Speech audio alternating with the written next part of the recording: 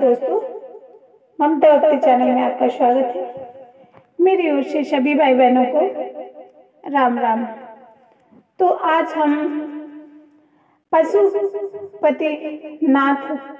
व्रत के बारे में जानेंगे कि हमें पशुपतिनाथ का व्रत किस महीने से और किस प्रकार और किस विधि से, और इस व्रत को करने के लिए हमें कौन कौन सी सामग्री की जरूरत पड़ती है। तो आज हम इस व्रत के बारे में विस्तार से जानेंगे। पशुपतिनाथ व्रत किसी भी महीने के सोमवार से प्रारंभ किया जा सकता है। मान्यताओं के अनुसार इस व्रत को करने से बड़े संकट से मुक्ति मिल जाती है। ये व्रत कम से कम 5 सोमवार व्रत करने का विधान बताया गया है। इस व्रत में सुबह और शाम दोनों समय भगवान शंकर की विधि विधान से पूजा की जाती है। भगवान शिव का ये स्वरूप प्राणियों के किसी भी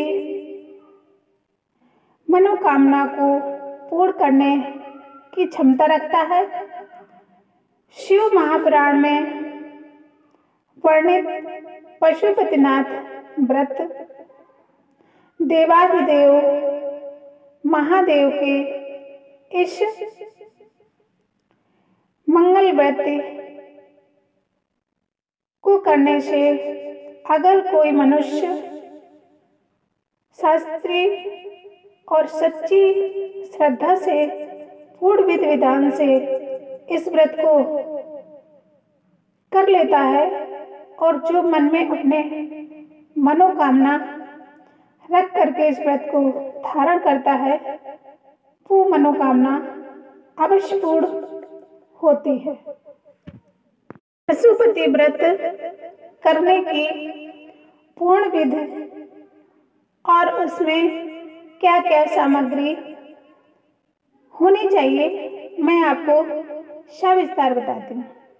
पशुपति व्रत जिस सोमवार से शुरू करने जा रहे हैं उस दिन स्नान करके स्वच्छ वस्त्र धारण कर 5 सोमवार व्रत करने का संकल्प लें। इसके बाद अपने घर के पास में शिव मंदिर में जाएं। साथ में पूजा की थाली भी लेकर जाएं, जिसमें धूप, दीप, चंदन, लाल चंदन, बेलपत्र, पुष्प, फल, जल जरूर शामिल करें। मंदिर में शिवलिंग का अभिषेक करें। इसके बाद पूजा की थाली को घर लाकर ऐसे ही रख दें। फिर शाम के समय स्नान कर फिर से स्वच्छ वस्त्र धारण करें और शिव मंदिर जाएं। सुबह तैयार की गई पूजा की थाली में मीठा प्रसाद और 6 दीपक भी रख लें। प्रसाद को बराबर 3 भागों में बांट लें, जिसमें से 2 भाग भगवान शिव को चढ़ाएं और बचा हुआ 1 भाग अपनी थाली में रख लें।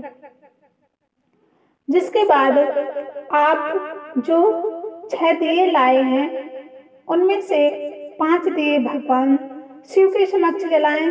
बचा हुआ 1 दीपक घर ले जाएं और इस दिए को घर में प्रवेश करने से पहले मुख्य द्वार के दाहिनी ओर जलाकर रख दें।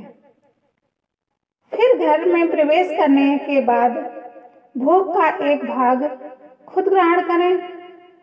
इस बात का ध्यान रखें कि ये प्रसाद किसी और को खाने के लिए नहीं देना है। इस व्रत में शाम को भोजन ग्रहण किया जा सकता है। बस इस बात का ध्यान रखें कि इस दिन मीठा भोजन ही करना है।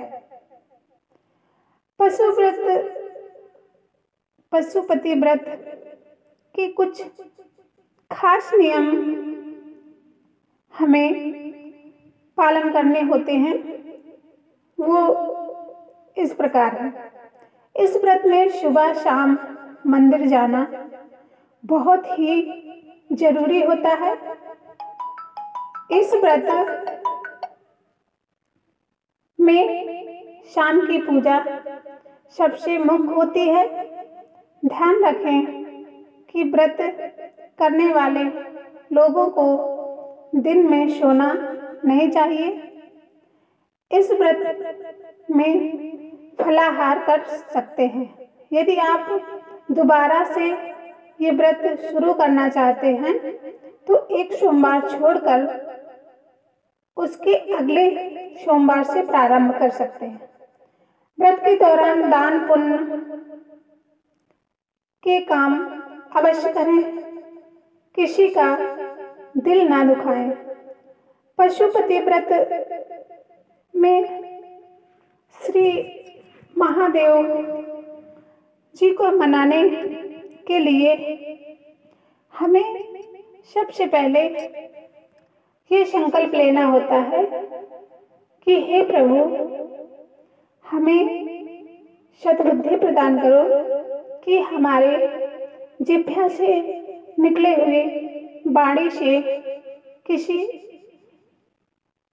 प्राणी का मन दुखी ना हो और हम सत्य के मार्ग पर चलते रहें। हर हर महादेव।